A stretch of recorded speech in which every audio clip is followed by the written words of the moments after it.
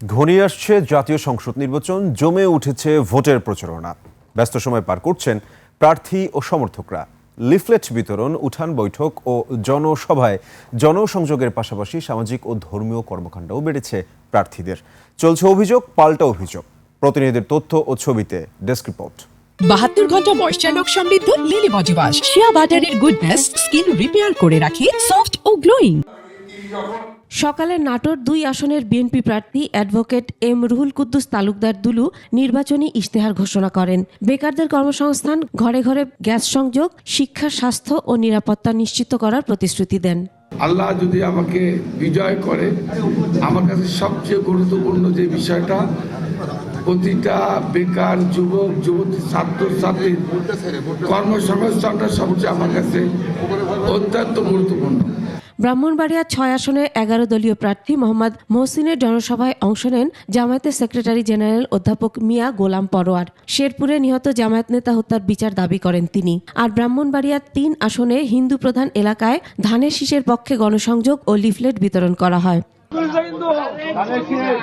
কুমিল্লার 11টি আসনের প্রার্থীরা ভোটারদের দ্বারে দ্বারে ঘুরছেন। কুমিল্লার 10 আসনে বিএনপি প্রার্থী মোবাশ্বের আলম ভূঁইয়া প্রচারণা চালান লাঙ্গলকোটের নিশ্চিন্তপুর ও লালমাই এলাকায়। আর জামায়াত প্রার্থী মাওলানা মোহাম্মদ ইয়াসিন আরাফাত গণসংযোগ করেন নাঙ্গলকোটের পেরিয়া ইউনিয়নে। যখন যেখানে যাহা প্রয়োজন আমি সেটা করার জন্য বদ্ধপরিকর। আল্লাহ রাব্বুল আলামিন যদি আমাকে নির্বাচিত করেন, 2 উপজেলার মধ্যে আমি কোনো বৈষম্য করব না।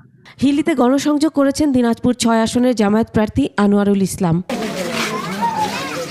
ঝিনাইদহ 1 আসনে বিএনপি প্রার্থী সাবেক অ্যাটর্নি জেনারেল অ্যাডভোকেট আসাদুজ্জামান নির্বাচনী প্রচারণা চালান শৈলকুপা উপজেলার লক্ষণদিয়া গ্রামে। এ সময় তিনি বলেন, একটি দল জান্নাতের টিকিট দেওয়ার মতো শিরকি কথাবার্তা বলছে। বাড়ি বাড়ি যে মহিলারা যাচ্ছেন, যাওয়ার পরে তালিম দেওয়ার চেষ্টা করছেন, কোরআন শরীফ একটা বের করে বলছেন দাঁড়িপাল্লায় ভোট দিলে বেহেশতের টিকিট পাওয়া যাবে। মৌলভীবাজার 2 আসনে জামায়াত প্রার্থী ইঞ্জিনিয়ার সায়েদ আলী কুলাউড়া উপজেলার গাজীপুর এলাকায় পথসভা করেন।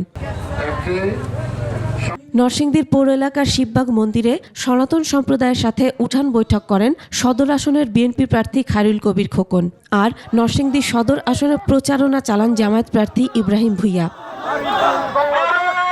সিরাজগঞ্জের 6টি আসনে বিএনপি, জামায়াত, জাতীয় পার্টি, অন্যান্য দল এবং স্বতন্ত্র সহ 35 প্রার্থী নির্বাচনী মাঠ চষে বেড়াচ্ছেন। সভা সমাবেশ আর উঠোন বৈঠকে ব্যস্ত সময় পার করছেন তারা। নির্বাচনে আইন শৃঙ্খলা পরিস্থিতি স্বাভাবিক রাখতে নরসিংদীর 5টি আসনে 13 প্লাটুন ও গাজীপুরে 14 প্লাটুন বিজিবি মোতায়েন করা হয়েছে। এছাড়া মৌলভীবাজারে বেস ক্যাম্প স্থাপন করে 17 দিনের জন্য মাঠে নেমেছে BGB. Masum আলিসা, desk report, 21 television.